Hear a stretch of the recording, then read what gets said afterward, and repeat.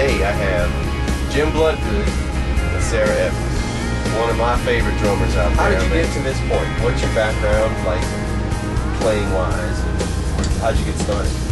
Well, started out in, of course, school, playing in school bands, marching bands, playing symphonic music, band music, marching music, playing in football games, high school, and marching in. I was from a little tiny town in the mountains of California. Okay. So one of the biggest events they had was the big parade fair every year, so high school band marching bands. So that's kind of how I got my started.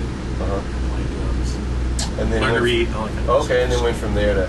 Now, when you started in marching in symphonic bands and whatnot, were you also playing kit at the same time? Oh yeah. See, a lot of guys, they'll do the marching thing and try to translate that to the playing, and it's like top heavy. It's all chops up here, but nothing below. That's what I kind of went through. Interesting. Guys. But, yeah. So you did the same thing. You played kit along with your formal training. Yes. Probably, though, because I started off with just a snare drum and a practice pad, and I actually started playing and, took lessons and learned to read. Okay. So I started playing, orchestrated or band music, or whatever you want to call it, when I was 7 and 8 years old, in elementary school. So I started playing in the school band in elementary school, but playing kit at the same time. I was in the work well together. Gradually, worked into a little drum set. Oh, okay. I started playing along with John Bonham and Led Zeppelin. That was my next question. What are some of your influences and stuff like that? Probably my biggest one is Bonham.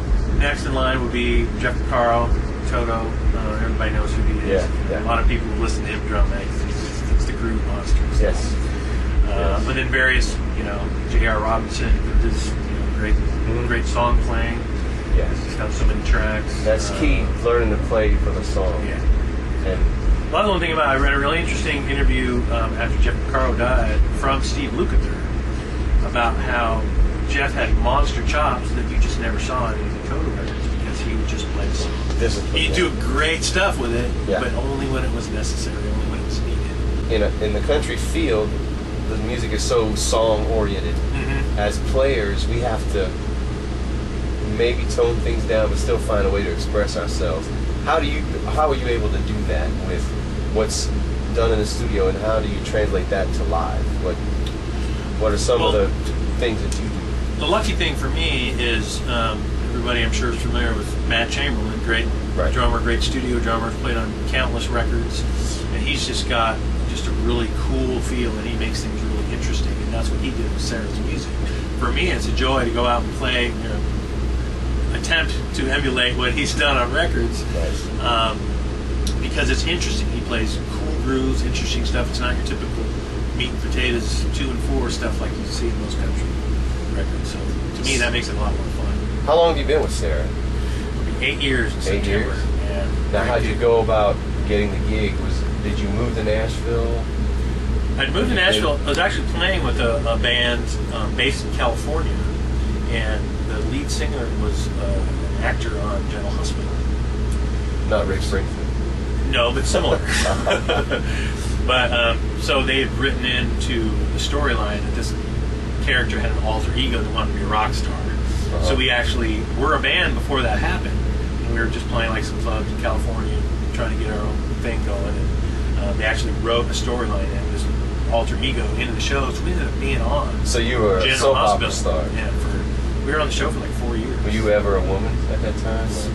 No. How was your process? Was it nerve-wracking? How many songs did you have to know and whatever? I think we did 3 songs, one of which was her big single at the time, which was Born to Fly. Had that cool little drum intro. Yes, so that was definitely check out that song. Yeah, very great important part of her show. To be able to do that.